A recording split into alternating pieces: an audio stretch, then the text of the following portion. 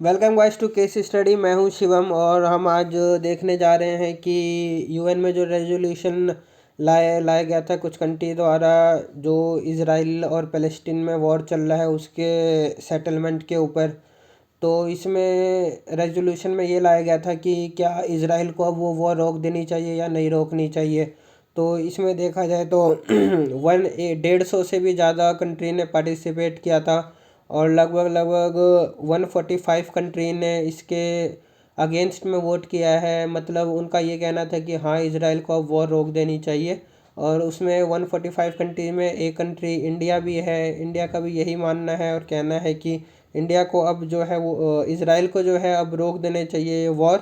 क्योंकि इस वॉर में मतलब अब देखा जाए तो 2 महीने से ऊपर हो चुके हैं और फ़लस्तीन में टेररिस्ट से ज़्यादा जो सिविलियन है उनको हार्म पहुंचा है। और देखा, और ये जो टेररिस्ट है वो लगभग इसराइल ने क्लीन उनको फिनिश भी कर दिया है। और जो फ़लस्तीन की आबादी है, सिविलियंस लोग हैं, वो अपने घर से बेघर हुए हैं और 18 लाख से ज़्यादा लोगों पे इफ़ेक्ट पड़ा है। हालांकि इंडिया और इसराइल के जो रिलेशन हैं वो काफ़ी गुड हैं और इंडिया हमेशा इसराइल के पक्ष में रहा है और इसराइल भी हमेशा इंडिया के पक्ष में ही रहता है लगभग हर मुद्दे पे।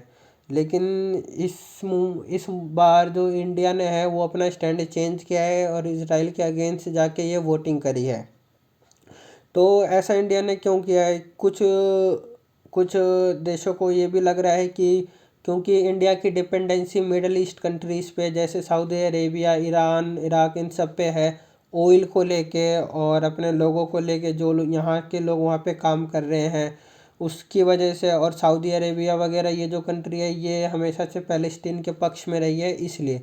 लेकिन देखा जाए तो ऐसा कुछ भी नहीं है और इंडिया हमेशा से न्यूट्रल रुख ही अपनाता है।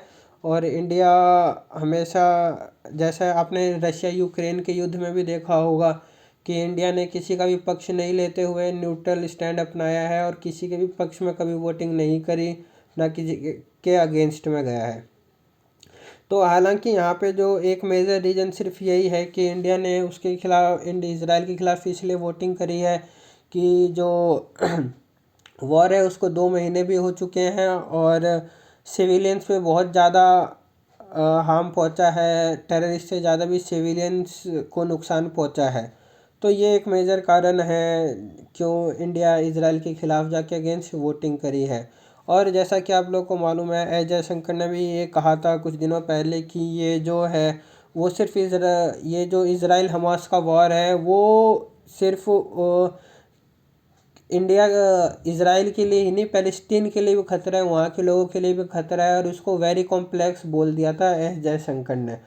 हालांकि ये बिल्कुल सही रुख है इंडिया का कि पहली बार उन्होंने एब्सेंट रहे थे वोटिंग के टाइम पे और दूसरी बार अगेंस्ट में गए हैं इसराइल के। इससे कोई भी इंडिया इसराइल के रिलेशन पे कोई भी फ़र्क नहीं पड़ने वाला, क्योंकि ये इसराइल भी समझ रहा है कि ये एक ह्यूमैनिटेरियन नीड के कारण ही इंडिया ने अगेंस्ट में वोट किया है।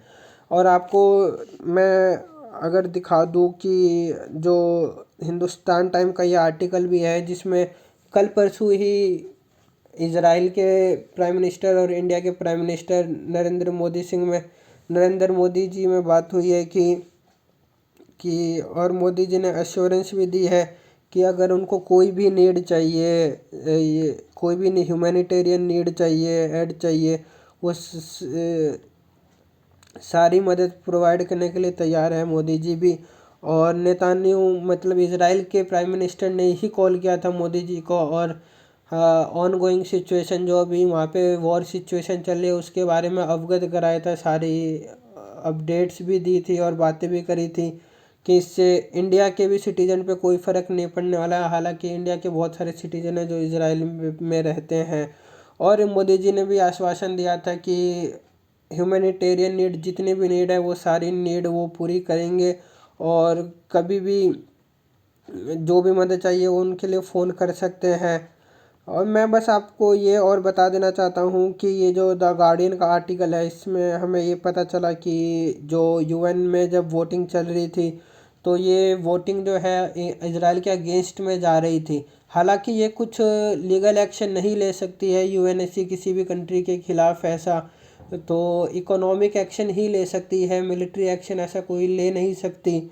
उसके बावजूद भी अमेरिका ने इज़राइल का पक्ष लिया और वीटो पावर लगाते हुए ये यूएन रेजोल्यूशन वहीं पे रद्द कर दिया कि ये यूएन रेजोल्यूशन के फेवर में तो हालांकि बहुत सारे कंट्री थे, 145 कंट्री प्लस थी, लेकिन यूएसए ने यहाँ पे अपना वीटो लगाया और इज़राइल के पक्ष में वोटिंग करी।